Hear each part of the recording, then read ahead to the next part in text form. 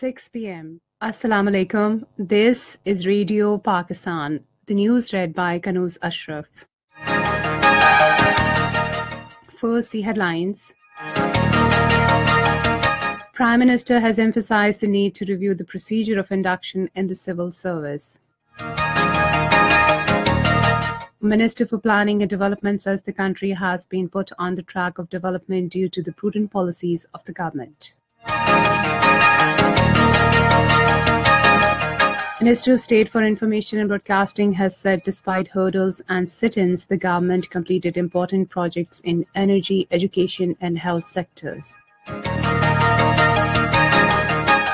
AJK President has urged international community to make serious efforts for stopping massive human rights violations in Indian-occupied Kashmir. Turkey, Saudi Arabia and European Union have expressed their deep concerns over US plans to recognize Jerusalem as Israel's capital. A 19-member Pakistan cricket team has been announced for upcoming Under-19 ICC World Cup. And now the news in detail. Prime Minister Shahid Haqqan Abbasi has emphasized the need to review the procedure of induction in the civil service. Chairing a meeting on civil service reforms in Islamabad today, he said it is imperative to address issues resulting in low success rate in the competitive examinations. The meeting decided to undertake an in-depth analysis of the Federal Public Service Commission results data for the last 3 years and make comparative analysis of the recruitment process with other developed countries.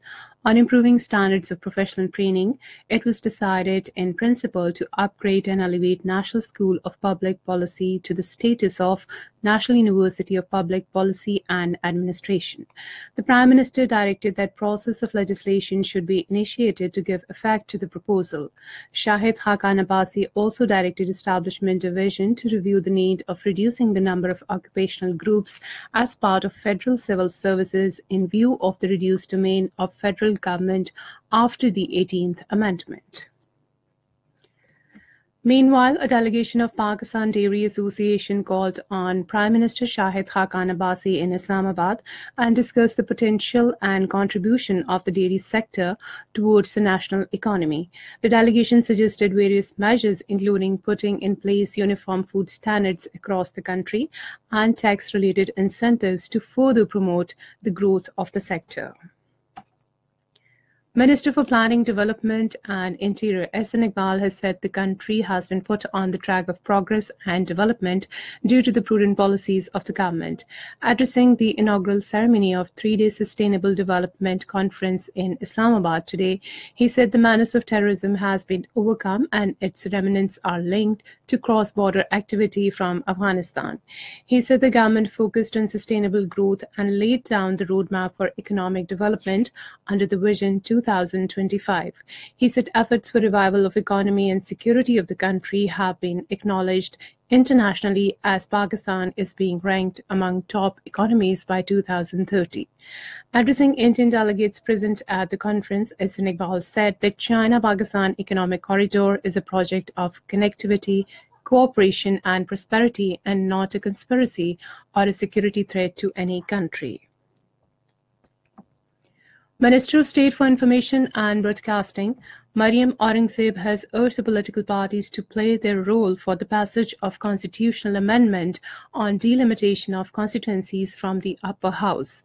Talking to the media persons in Rawalpindi today, she said the political parties have started preparations for the general elections which will be held at their stipulated time next year.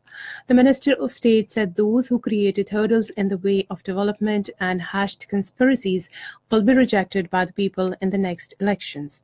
She said despite hurdles and sit-ins, the government took the country on the path of development and completed important projects in the areas of energy, education and health. She said that former Prime Minister Nawaz Sharif is appearing before the courts and those who attacked the institutions and used foul language against the parliament also needs to be held accountable. Minister for Defense Engineer Khurram Dastagir Khan says Pakistan is desirous of strengthening ties with Qatar and Tajikistan. He said this during meetings with Qatari and Tajik ambassadors who called on him in Islamabad today. The minister highlighted that the defense collaboration between Pakistan and Qatar has matured over time, especially in the domain of training. The Qatari ambassador showed keen interest in learning about Pakistan's potential of manufacturing Super Mushak and JF-17 Thunder aircraft at Pakistan Aeronautical Complex, Canberra. Minister of State for Water and Power Abid Sher Ali says political opponents of PMLN are scared of country's development under the leadership of former Prime Minister Nawaz Sharif. Talking to media in Multan today, he said the former Prime Minister fulfilled the promises for ending load shedding from the country.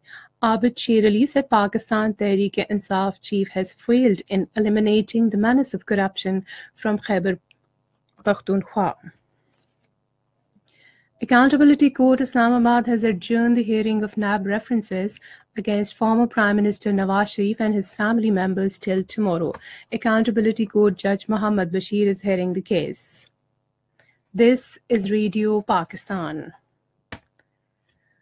Pakistan Railways has earned 18.16 billion rupees during the current fiscal year, which indicates growing confidence of the people on the service. According to a spokesperson of the Pakistan Railways, the target for the current fiscal year was 17.59 billion rupees, but it earned 600 million rupees more revenue.